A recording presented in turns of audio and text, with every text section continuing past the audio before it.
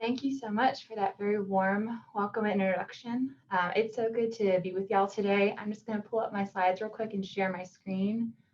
And as I'm doing that, I'm reflecting on the fact that we're going to be talking a lot about when you have what to do when our kids have big feelings. And right now, we're probably all having a lot of big feelings. So this is probably a pretty timely topic. So let's get started here. Right. And y'all can see this okay and hear me all right? Okay, wonderful. So yes, like Dr. Thompson mentioned, I'll be talking about my research on emotion socialization and then how it broadly impacts youth adjustment. And before we get started, I don't have any conflicts of interest. So what we're going to cover today is first, emotion socialization is kind of a mouthful. What does that really mean? So we'll kind of break that down a little bit, and then I'll talk about some of the specific studies that are coming out of my lab that focus on how it impacts so many different pockets of youth adjustment. So how it impacts emotion regulation, mental health, and then also looking at how it impacts social adjustment, particularly in the school context. We talk a lot about the family, but it has an impact on how kids present at school as well. And then we'll shift to talking a little bit more about the implications of this research. So, I'm a clinical psychologist, so I always have my therapist hat on when thinking about how can I take this knowledge and then apply it to my clinical practice. But then also it's just useful information for parents, educators, other professionals, and then I'll end on some future directions in research. So first, what is emotion socialization? So it's, broadly speaking, it's the process of how youth learn about their emotions. So, how does a kid learn what anger feels like in their body or what sadness feels like? And then how do you express those emotions? How do you communicate that you're happy or that you're worried about something? But then also we can't express every single emotion that we have. So over time, kids learn how to regulate these emotions with respect to context. Early on, kids learn that even if you get a gift that you don't like from a family member or a friend, you have to regulate your disappointment and instead express gratitude for the present that you got. So we learn some of these kind of display rules. What context is it appropriate to express which emotions? And so kids learn about this process through interacting with so many different people in their social world. We mainly focus on parents, but also friends are an important source of information. Kids do a lot of social referencing. Well, they'll monitor how other kids are reacting in a novel social situation. Also teachers, extended family members. So kids are like sponges. They're just picking up and absorbing all this information. And my team focuses on 4 main ways that this process unfolds. I have these little images here. So let's just focus on parents for a minute. Parents can teach kids about emotion through modeling their own emotions. So the kids notice, oh, okay, I noticed this is how my mom shows anger, or, this is how my family shows sadness or worry. And here's the times where they kind of hold those feelings back and don't show them. Also, kids learn about emotions through how others respond to their emotions. So I've got this image of a little kid who's fallen off his bike. And this is one thing that we assess in the lab. Whenever we'll present different vignettes and say, if your kid fell off their bike and skinned his knee, how would you respond? And there's a variety of responses that parents may select from, and it depends on the context too. So do they rush over to the kid, provide comfort, validation, reassurance, try to help them kind of calm down? Do they get really distressed themselves and the parents have to work to actively manage their worry and sadness? Do they ignore it and don't acknowledge that it happened? Or maybe respond kind of punitively of, you're fine, don't be a crybaby, come on, get up, let's go.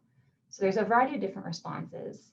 The third image here I have is of discussing past emotional experiences, and this is where we'll spend most of our time today.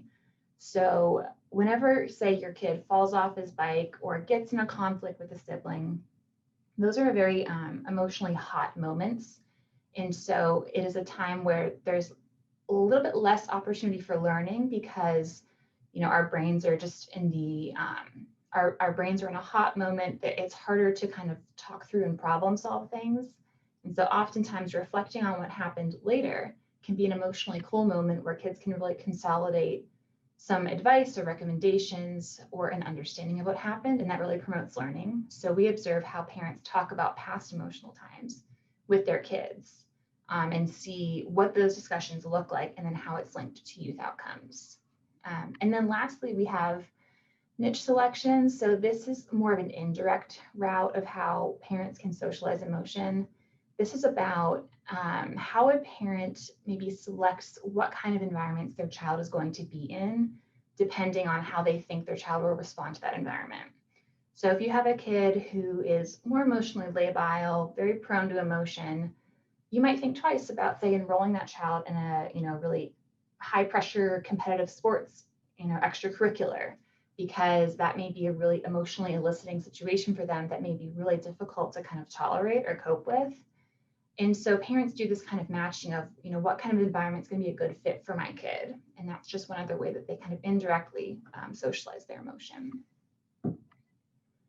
Now, we're going to focus on discussing these past emotional experiences, and you can even think to yourself about what happens when you've talked about something upsetting with a parent or a friend or a partner. And there's 3 main patterns that we look for in my lab, and we do a lot of this on the research method side. We do a lot of this through behavioral coding, which is really cool and fun. We have families come into the lab. They do a bunch of different tasks, and one of the tasks is talking about a past upsetting event. And we record these conversations because it would be really uncomfortable to have someone watch you talk about your feelings. And then we look at these tapes later and we code for different behaviors. So one behavior that we look for is emotion coaching, which is based in a belief system that emotions are good and valuable, and we should express our emotions. They're an opportunity for learning and closeness with others. And so parents who have an emotion coaching style are going to largely be validating their kids' emotions, maybe helping them identify how they were feeling, or maybe some of the causes and consequences of what occurred, or even offering advice for what to do in the future. So I have this little compass symbol next to this because they really are acting as their coach. They're providing some guidance, also space to just express their feelings, with the idea that hopefully this will help them regulate their emotions in the future, or respond to that situation again in a way that they want to.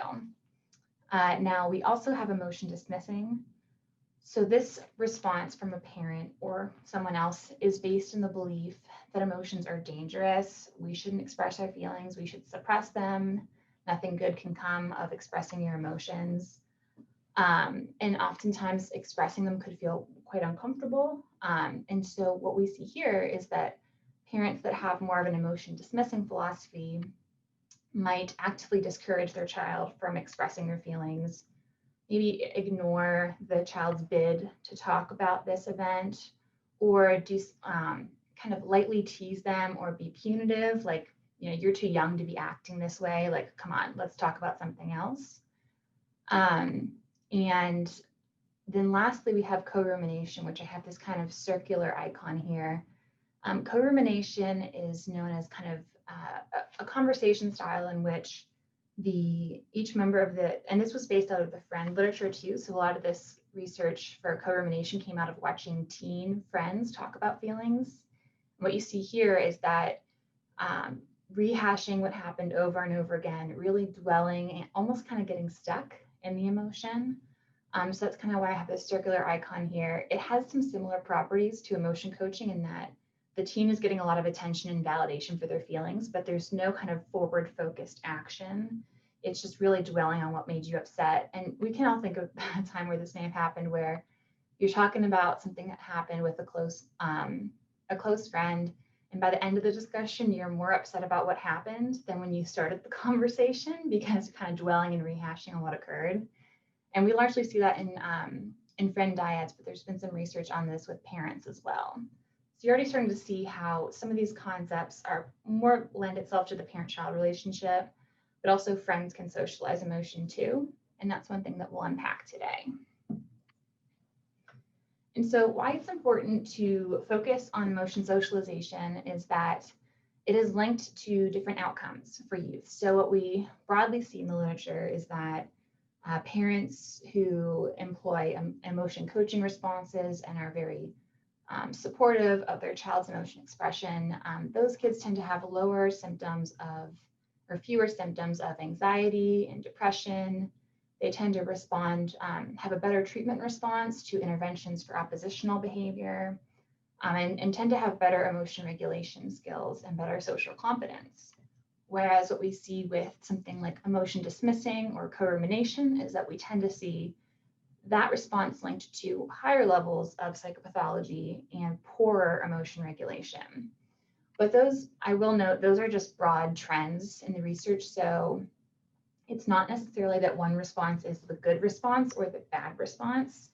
What we're increasingly learning from research now is that it's more based on how often a parent reacts this way and whether it matches the context of the situation. So for example, if you had a 4-year-old and you validated and encouraged every single emotion they had, you would have a 4-year-old who was showing a lot of big feelings all the time, potentially.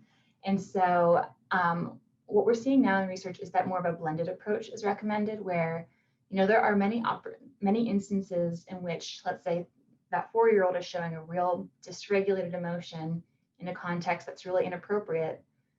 That would be an opportunity where emotion dismissing might be a good fit for that kind of situation. So it's more about the match between the response and what's going on, and if the parent has any flexibility in their response. So they're able to dismiss at times when it's appropriate, coach at times when it's appropriate, and things like that. And so as we move into talking about some specific studies, I just want to make a note about context.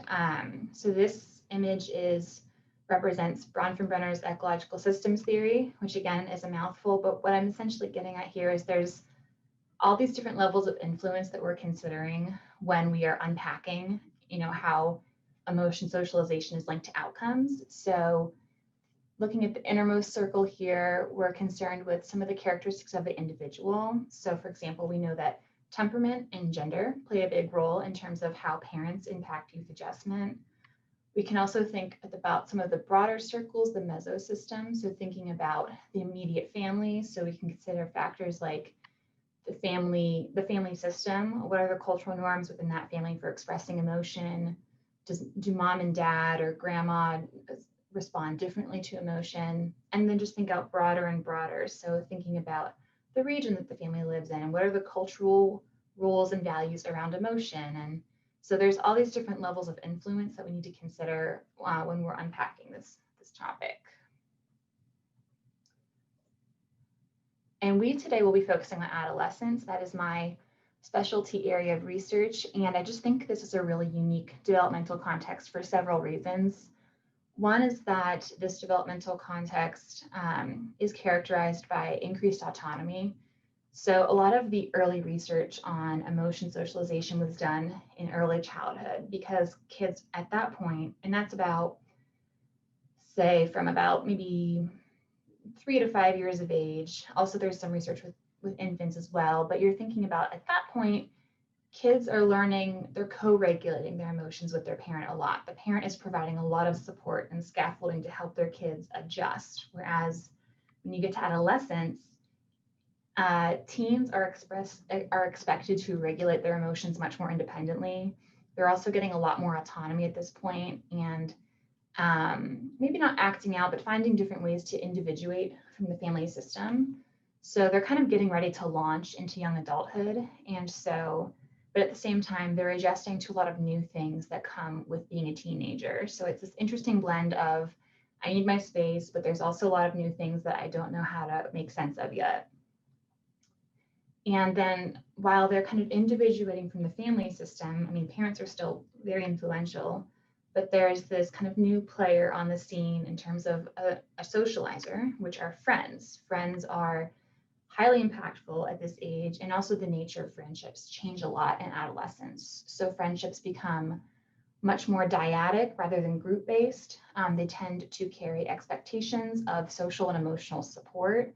And so you may see, particularly in female friend dyads, much more emotion discourse, a lot more opportunities to talk about feelings and have and to be impacted by, what their friends think of how they're feeling. They're also at a point developmentally where they are balancing a lot. So they're in high school at this point, or quickly getting into high school. So the academic expectations are getting higher. The parents and teachers have higher expectations for them. They might be having a part-time job at this point, preparing for college or trade school or a job after they graduate from high school. And so they're thinking a lot more towards the future and also maybe getting into romantic relationships at this point. So a lot of aspects of their landscape are changing. And then lastly, what we know as clinical psychologists is that due to some of these social changes and then also just physical maturation and puberty, is that this is a point that is a high risk for mental health difficulties. So the risk for anxiety and depression spikes during the teen years. Also at this point, teens might be experimenting with some different substances. So from a mental health standpoint, there's also kind of a lot that's changing. So this is why it's there's a lot going on. It's a very interesting developmental context to focus on. And so the first study that I'll cover does focus on teenagers and the relative influence of parents and friends. So like I mentioned, they're both highly influential, but they're very different kinds of relationships. And I've got this little table here that summarizes some of the differences. So one thing in terms of how it affects what the emotions that teens show, the parent-child relationship's a vertical relationship. So parents are often kind of in a teacher role, an instructor role, whereas friendships, it's largely a horizontal, fairly egalitarian relationship. And so that's just going to influence how teens express their feelings and then how others respond to them. Parents are in that teacher role, so they may provide more kind of direct instruction and feedback, and friends may be in the role of, that's not really my job to tell them what to do, I'm just here to listen. Also, the parent-child relationship, for the most part, is fairly involuntary and fairly stable. And so what that means is that teens may be more likely to show how they really feel because there's no risk of it potentially dissolving the relationship. So it's a safe space to, feel all the feelings. Whereas there's some research to show that teens may mask some of their emotions like anger around their friends because they don't want to damage the friendship in any way. So they may be less expressive potentially around their friends. And also they're more transient relationships, friendships are. And so there's less of a history, less of a back and forth potentially of, how do we show our feelings to one another? Some friendships are quite long, but others, they may get a new best friend every year, and that's going to impact how expressive they are. But also the benefit of friends is that they do have more shared social and emotional experiences. So teens may disclose to them more because they feel like they'll be heard. And even though I think parents can relate to a lot of what teens are going through, at least for teens, there's this perception of like, mom or dad, you don't really understand what this is. Like, I can't talk to you about this. And so they may be less likely to disclose some, emotional topics to their parents potentially. So in any case, we've got these two unique relationships. We don't know much about how parents and friends differ in terms of how they respond to teens' emotions. Usually in the research, you see, okay, this was the parent study that was done. Here's a friend study. There's very few that actually have both. And that's what we did for this study. So we had both teens come into the lab with their parents and their friends. And what we wanted to know was, do we see differences in how each person responds to a teen's emotion? And then the second research question was, is there a unique impact on adolescents' emotion regulation and mental health? Do parents impact teens in a way that friends don't, or vice versa? And so that was what we focused on. So we had a teen come into the lab with their parent and a close friend of their choosing, a same gender close friend of their choosing. And the parent that they chose, it was, whoever you feel most comfortable talking with. And we kind of described some of the tasks, and they kind of got to pick, okay, is, mom or dad or grandma gonna, whoever's like a primary caregiver essentially. And so some of the tasks that they did was we measured emotion socialization through observing them talk about an upsetting topic. And then also the teens reported on a standard questionnaire how their parents and their friends typically respond to their negative emotions. We measured emotion regulation again, through an adolescent report measure that's pretty standard.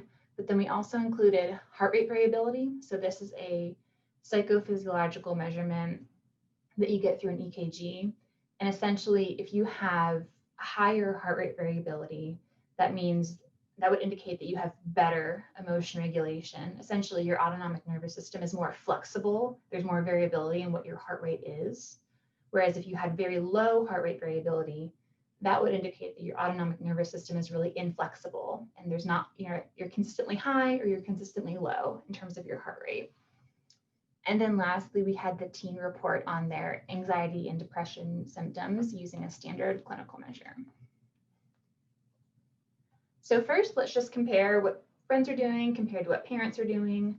When we look at the observational data, we see that parents are engaging in more emotion coaching than friends are, which is consistent with what we expect. This is, if you're coaching, you're in that teacher role, it's a vertical role, and so it makes sense that parents would be doing that more. But we also see that parents were observed to engage in more co-rumination than friends, which was the opposite of what we expect. We expected that to be much higher in friends because it kind of lends itself more to the nature of the friend, a teen friendship. But the interesting thing is that when we looked at the adolescent report data, we see a very different picture. So I'm just going to focus on this graph on the right. When we look at the teens' perception of what they're doing with their parents versus their friends, they perceive that they're co-ruminating, they're dwelling and rehashing their emotions more with their friends, which is consistent with what we would have predicted. I have some thoughts as to why we were getting different results with the observational codes, but we can maybe talk about that more later, or I'm happy to answer any questions about it. But then our last graph here, again, looking at the adolescence report, they're reporting that their parents coach their emotions more and dismiss their emotions more than their friends do. And again, that makes sense because it's right in line with the nature of a parent-child relationship, where the parent is in kind of that teacher role, kind of taking that direct instruction approach of here's what you need to do. Now, when we take this data and match it up to teen outcomes, what we see is we only found these significant findings with parents, which is interesting. But at least with the parent data, what we're seeing is that when parents coach their kids' emotions, so they validate, they offer suggestions, they just hold space for kids to talk about their feelings, those kids have better emotion regulation and fewer internalizing symptoms, so good outcomes and in the direction we would expect. And then when parents are more dismissive, that seems to kind of disrupt emotion regulation. So kids who receive dismissive responses from their parents had a harder time regulating their emotions. And the same with co-ruminating. When you're co-ruminating with a parent, that again kind of disrupts emotional regulation. It kind of likely activates more of that negative affect, and you kind of get stuck in the feeling, and it's hard to move off of how bad you're feeling, essentially. So it's some interesting links to some youth outcomes here that I'll talk about. In clinical practice, I apply this to working with families. So towards the end, I'll talk about that, about how we can use this information. Okay, so what we're seeing is that actually parents and friends are responding in unique ways to teens' feelings. And the ways in those differences really line up with the nature of each friendship, where the parents are in the teacher role, the friends, it's a fairly egalitarian relationship where they're not really responsible for telling the teen what to do or if that was appropriate or not, or if their feelings are valid. But even though we see differences between parents and friends, it's the parents' responses that are impacting the youth outcomes. And it could just be that parents have a longer history with their kid. So cumulatively, they've been responding to their emotions for longer and have more of an impact that way. It also could be there's some features of the friendship that we're not quite tapping into yet, which is what my lab is focusing on now, kind of a more nuanced measurement of how friends respond to emotion, because a lot of our assessments are based on the parent literature, so it maybe isn't quite match on to what friendships look like. And so with this knowledge, we then expanded our study into focusing on a different realm. So we've talked about emotion regulation, we've talked about mental health, and that's very much in the emotional adjustment world. But another part of kids' worlds at this point is their social worlds. And so this next study was a longitudinal study that we did that looks at, again, emotion socialization, but connects it more to social adjustment, particularly the adjustment to high school. So when kids, at least in the US, when kids are transitioning into high school, it's a whole new social world. They're not the top dog anymore like they were in middle school. They're now in school with much older peers. There's different expectations for them. Even just the whole system is new. They have new classes and new place to navigate. So there's a lot of unknowns, a lot of uncertainty to cope with. And so one thing that we were interested in is that we know that, parents and friends can be a massive resilience factor for mental health. But we don't know as much about how parents and friends can impact their social adjustment in some of these school contexts. And we were specifically interested in the kids' sense of belonging in their new school environment. So do they have a sense of community at this new school that they've gotten to?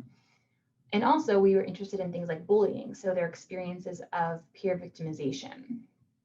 And so what we were interested in is, does this emotion socialization process, can it operate as a protective factor? Can it buffer some of the risk of, having peer problems or adjusting to a new school or things like that?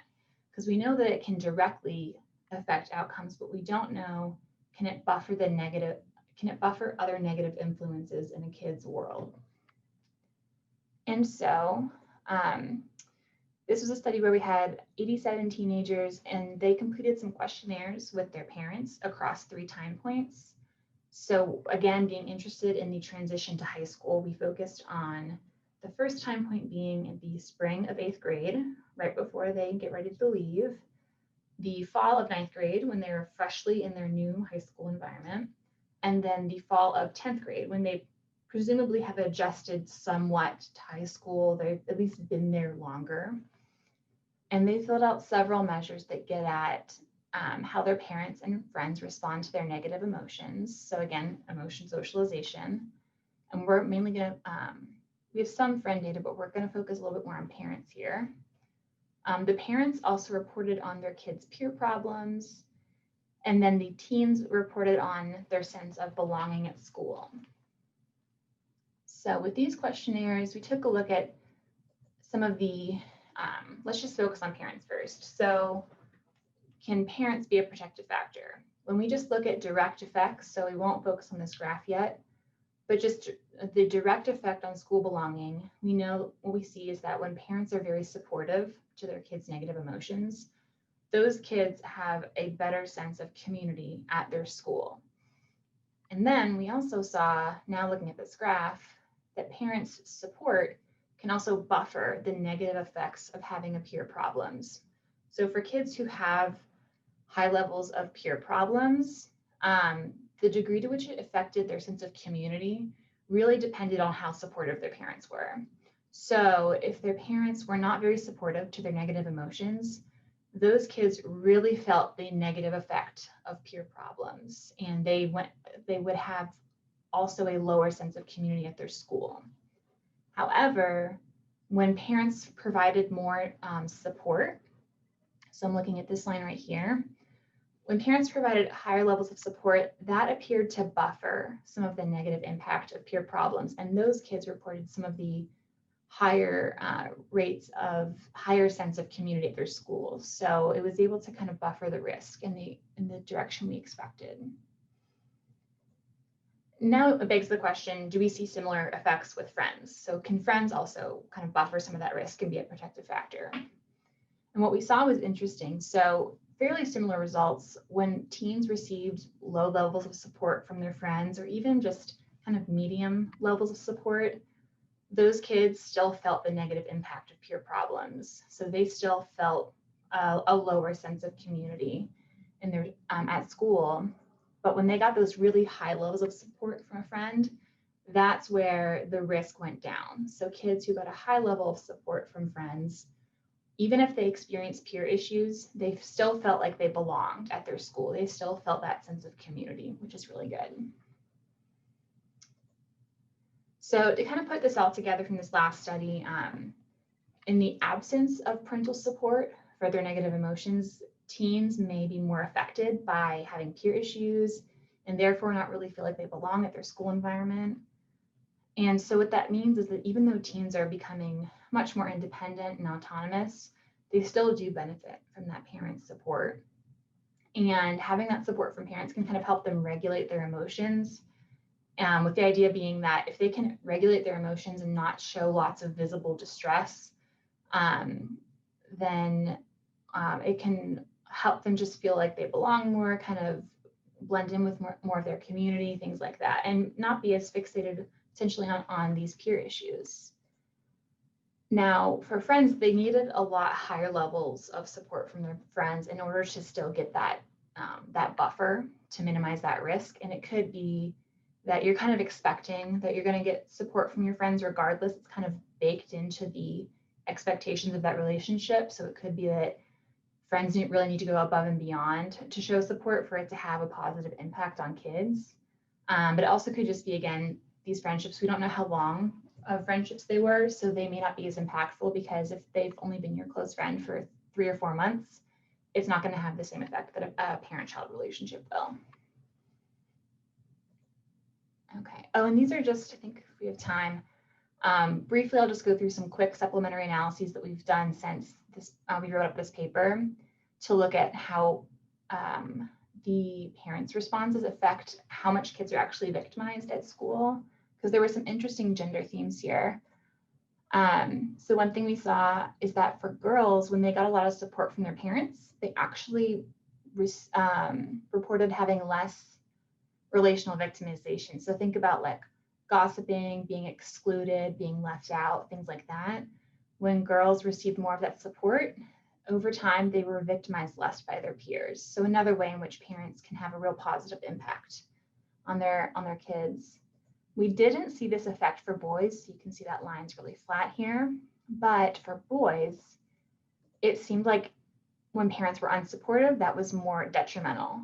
So when parents were unsupportive to them, they actually experienced more victimization from their peers over time. And this could kind of get into some of the gender norms around which emotions are okay for boys to express versus girls, and which we can talk more about in the questions. But we, in my lab at least, we're often considering how gender kind of shapes how families talk about feelings and which feelings are okay to have and not, and then how that impacts kids' outcomes ultimately. Okay, so kind of putting this all together, what we're seeing is that as kids age into the teen years, their social world expands. And as their social world expands, there's multiple people that can shape their well-being. And, emotion socialization can directly influence how kids are doing. So it can impact their mental health, their experiences of relational victimization, their emotion regulation. But it can also kind of indirectly influence their adjustment, because it can buffer some of the risk of other negative influences that are in the environment. And so as we kind of unpack this a little bit more and think about how to use this in clinical practice, we need to consider some of these context variables, like I mentioned with Bronfenbrenner's model. So thinking about developmental status, gender, aspects of who the socializer is, the context in which these emotions are being expressed. So you kind of have to look at multiple layers to really understand what's going on. And so how I use this information, myself as a licensed clinical psychologist, is one thing that this means is family communication patterns can be a treatment target. So, you typically get referrals for oppositional behavior or anxiety or depression or things like that. And, there's manuals for those specific problem areas. But one broad pattern that kind of permeates all of that is how families talk about feelings. And so you can address that in therapy and see if there's ways to kind of rework some of those patterns to improve family functioning. And even if you're not working in family therapy, when I'm working directly with kids, I'm not just looking at, okay, are there symptoms of anxiety going down over the course of treatment?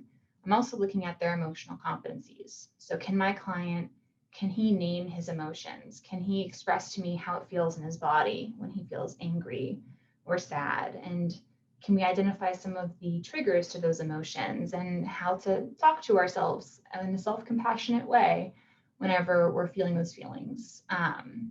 So emotional competencies are just as important as your symptom count. And then when I'm kind of devising a coping toolkit with my patients of, what can I do when I feel anxious or depressed, you can also kind of evaluate their social relationships. So if I know that my teen female patient has several friends who they tend to co-ruminate a lot, they tend to dwell on their feelings and kind of reinforce each other's depressed state, we can think about, okay, when you need social support, who's a good friend to go to? What kind of support do you need? And we can kind of be informed consumers about how we rely on our friends and which friends are good sources of social support and which friends might make us feel worse, or, that's just one example. But then as clinicians, we're often working with parents too. So when I'm doing something like parent management training, which is typically used to manage really disruptive and oppositional behaviors in kids, you're working a lot with the parent. And so incorporating some of this knowledge, you can take some time to just think through what the family beliefs around emotion are. Is this a family system in which emotions feel really unsafe and dangerous? And that could be in part due to some intergenerational trauma or some other reasons. But just acknowledging, okay, what's the family's kind of cultural norms around feelings right now? Because if I come in with you should express all your feelings and validate every emotion your kid has, that's not going to land really well. And it's also going to be kind of insensitive to the family's experience. So you kind of have to meet in the middle and figure out if there's a way that you all can collaborate to find a way to maybe rework some patterns that are not getting the family the results that they want, but also respect where the family's coming from, and finding ways to support parent emotion regulation. Because if you have a 4-year-old who is melting down in the grocery store, that is a highly stressful experience. And so you want to sort out, okay, for the parent, you have to fill your glass first. How can I regulate my emotions and fill up my cup so that then I can turn to my kids' feelings? And when that happens, separating out tuning into an emotion versus reacting to a behavior. So if your 10-year-old hits his sister because he's really angry about something, I think it's very appropriate to tune into the emotion and say, I see that you're really angry, and we can talk about that, and you cannot hit other people. You cannot put your hands on other people, because sometimes what can happen, understandably, is that the emotion and the behavior are disciplined at the same time. Whereas, you can tune into the emotion, address the behavior. That way, the kid is not getting the message of, it's not okay to be angry. It's that it's okay to be angry, but I can't hit people. So those are some ways that we incorporate that in treatment as well. All right, so I'll just end on kind of where we're taking this. So I talked a lot about parents, but we're obviously considering other people in the child's world. So grandparents, close friends, romantic partners. Also, I've mostly just talked about negative emotions today, but positive emotions are really important for mental health as well. So we're also considering how parents and friends respond to positive emotions and how that's linked to mental health. And then over time, we are also considering ways that we can translate this to intervention work. So Tuning Into Kids is a really wonderful intervention program that was developed in Australia that is based in all of this emotion socialization research. And it's meant to be kind of a parent support education group around how to tune into your feelings and respond to your kids' emotions. And so my team is working on getting trained up in this and also being able to deliver it in Johnson City, hopefully fairly soon, and be able to sort out ways that this treatment could be helpful, and also any modifications that we need to make it a culturally sensitive intervention. So that's where we're going. But in any case, just a couple acknowledgements from my collaborators and some of the funding we received from Virginia Tech, and of course all of our families. And I appreciate y'all's time in listening to some of this, about some of our work. And so I'll pause now if folks have any questions or comments, any thoughts. We have about 10 minutes and Heidi has unmuted us. So I invite you to ask a question or provide a comment.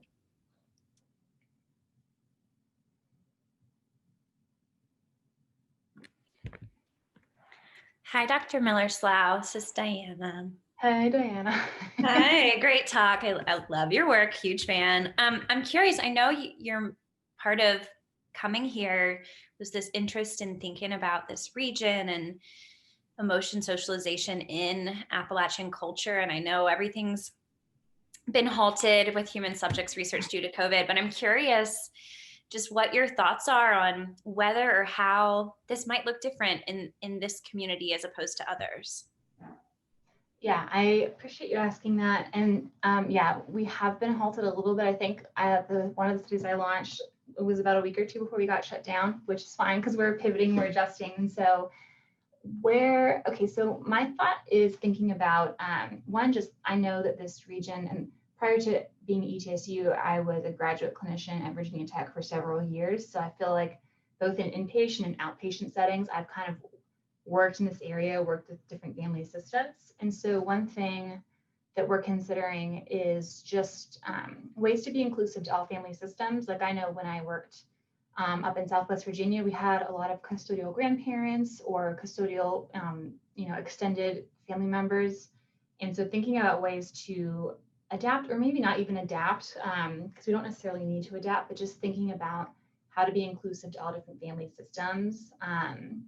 The other piece that is a huge strength of this region is that in Central Appalachia, there are these really strong extended kinship networks. And so there are many, many, many socializers where you might have multiple generations of a family all in one town. And so just thinking about what the family system looks like and then how to support families that live like in a very underserved region is another motivation for providing some of these parenting groups that doesn't require that you have a certain insurance plan, that you can come every single week and things like that. Thank you. Any other questions? I feel like I saw a hand on one of the little tiles. Zara? Yeah. Hi, Dr. Miller-Slough. I also had a question. And I know this isn't really specifically what you were looking at, but just with your research in emotion socialization, I was wondering if you had any research on if a positive parental or a positive friendly interaction over the course of time, like an attachment, has the potential for like buffering or moderating some of the effects of some of the like systemic or bigger problems that may be affecting these individuals. So like thinking from like a minority stress lens or like a racial stress lens, like if some of those friendly attachments or these just friend groups can kind of like buffer that. That's a good question. And that's definitely been on my mind. One of the studies that we launched actually over the summer, and it's on online studies, so we're able to still be collecting data, kind of get to that exact question. So for that study, the data is still coming in. So we are, not analyzing yet. The motivation behind that study was to look at something like, for example, experiencing a high degree of ACEs is linked to poor mental health and physical health outcomes. But could something like a supportive friend network or a positive relationship with a parent buffer some of that risk potentially? So that's something that we're exploring, and it kind of connects back to, I forget the name of the study, but there was a study, I think it was done out of a cohort of kids in Hawaii, where they followed kids who had a high degree of ACEs or early adversity across, I think, like 4 decades. And they did see that for kids who had the presence of one positive role model, those kids had much better outcomes into their 30s and 40s. So lower levels of addiction, economic instability, housing instability, all of these things.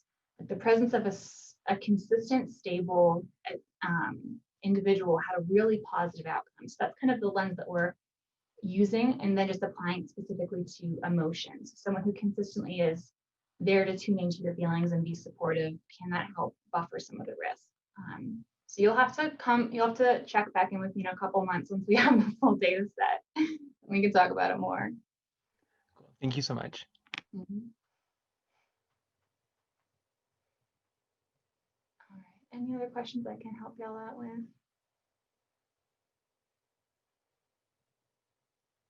All right.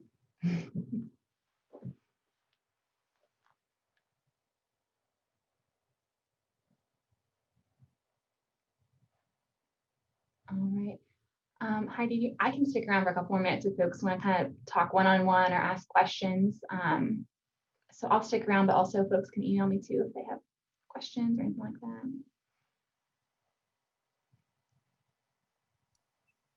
Well, let's definitely do that because someone may have a question that they would just like to ask Dr. Miller-Slough in person, one-on-one. Thanks so much for being here.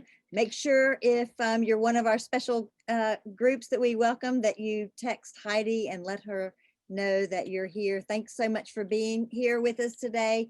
Thank you again, Dr. Miller-Slough, for sharing your important work with us. And we'll look forward to seeing all of you in the spring. So thanks for being here and seeing you in 2021. Bye-bye. Definitely stick around if you want to chat.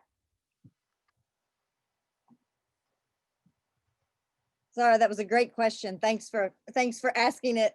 I had jotted down on my paper something like that, but I couldn't get the question articulated. So I was so glad that you had the words.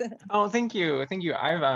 I've been working with Dr. Moreland for a while on emotion regulation, and I was reading, I was like, oh, emotion regulation. I was like, okay, I have to join this. Like, I've already got the psych speakers out of the way, but I really wanted to just like pop in here and see what this was about. And it was really cool. There was like a lot, like Dr. Miller-Slough, you used the cut metaphor, and I was like, we use that. Like, that is so cool. So yeah. Yeah, Diane and I have a lot of similarities in that way. Yeah. But yeah, thank you, Phyllis, or Dr. Thompson, sorry. No, Phyllis is my name. Let's go with Yeah. Phyllis. But thank you all so much. Yeah.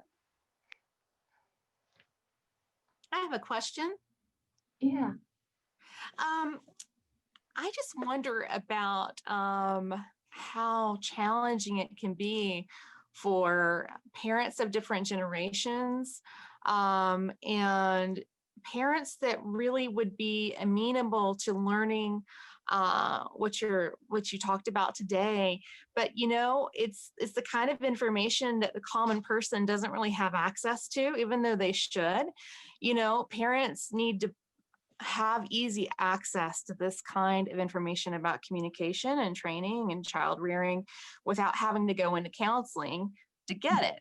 So I'm just wondering, are there any really common sense ways that this kind of information can be shared with the general public, almost like advertised, so it can really change the way parenting is thought about and the way children are raised in positive ways?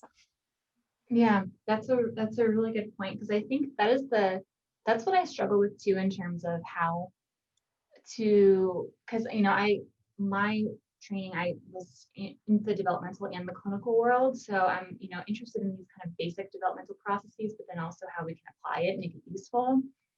So, my experience has largely just been in the context of intervention, but I'm hopeful that for something like with these parent education groups, that we can reach more parents and kind of find ways to embed them within communities, so that also going to one of these groups or even accessing some of the information is not stigmatized. Like, I know some of the team that I work with at Virginia Tech, they would actually go to different church groups and hold the parent education groups there, so that it was readily accessible.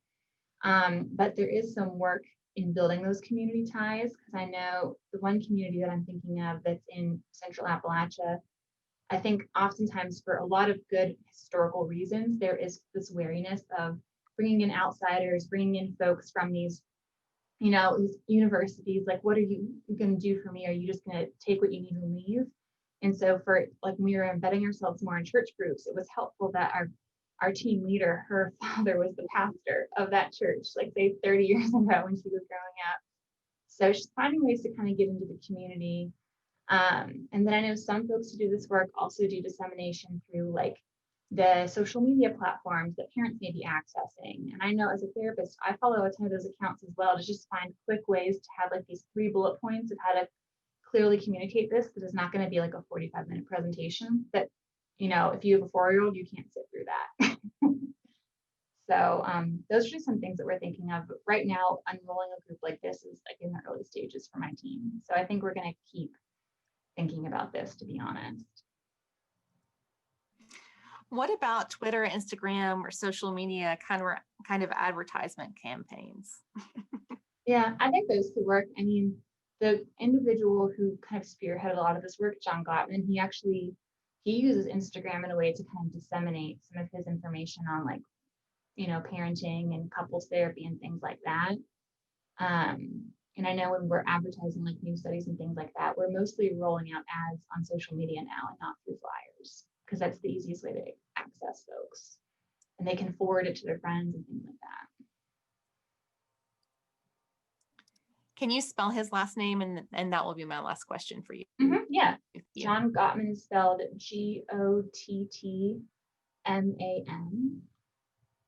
And I think he runs the John Gottman Institute, and their Instagram account is very good if you're looking for some quick bite-sized facts.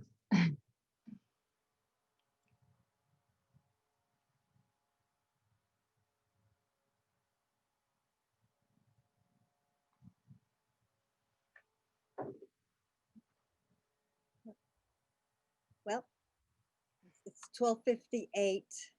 And you have 15 minutes between this and your next class. So does anyone else have a question you'd like to ask or a comment you'd like to make? Hi, I just wanted to real quick say that I'm at work, so I've been walking around cleaning house listening to you. But I am super fascinated in this research. I actually just finished doing a study with Dr. Blackheart, and we did ACEs, emotion dysregulation. Oh gosh, I have to look at it. We put in a lot of components. Rejection sensitivity.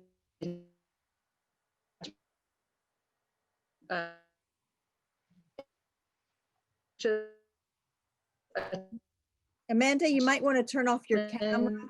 You're going in and out. So I was kind of interested to listen to this because I had, oh, sorry, hold on. I had a few people that had asked me about the relationship between ACEs and parenting. So I thought this was interesting.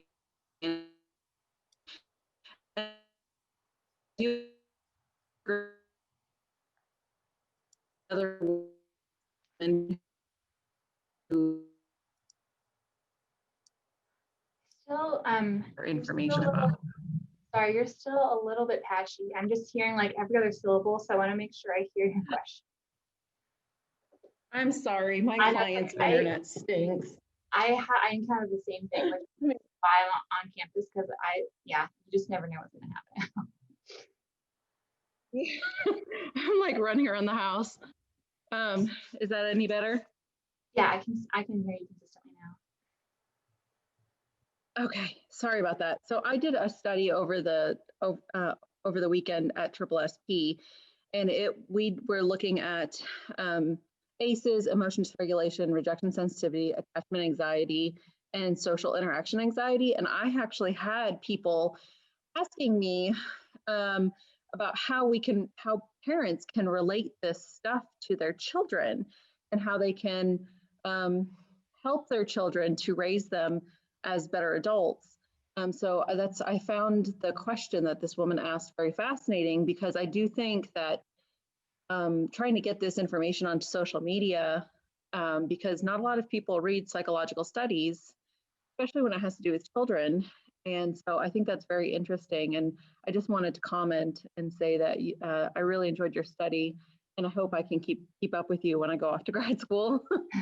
Thank you so much. I appreciate that. And yeah, it's giving me a lot of ideas of how to kind of transmit some of this knowledge, because I think the thing that's tough is like at face value, it sounds really basic, which is like, it's okay to have feelings, but the actual practice of that and parenting in that way consistently is incredibly difficult, because there's things like the parents' emotions and like things that just need to get done that day. And and then your kid kind of feels like a different kid every 2 to 3 years as they age. And then you're like, okay, well, I kind of handled how to manage my 5-year-old's emotions, but now they're 8, and like that, I feel like I have a whole new kid sometimes. So it's like kind of a moving target, and it's tough. So in puberty and you know, when they start going through puberty, all of their emotions start changing. They can't regulate themselves very well. It's very Yeah. fascinating. Thank you very much for doing this talk. I really appreciate it. Yeah, thank you so much. I appreciate your positive feedback. I'm happy to talk about these things. Yeah, thank you.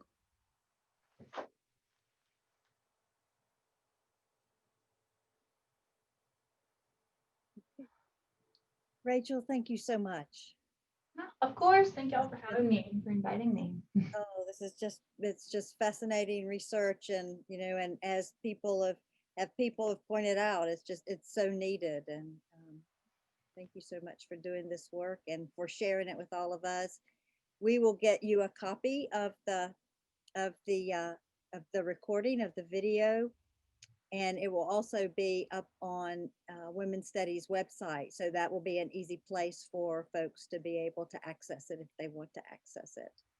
All right, that sounds good. All right. Well, thank you. Thank you so much. Thanks to everyone who attended. Thank you. I'll see y'all later. Bye-bye.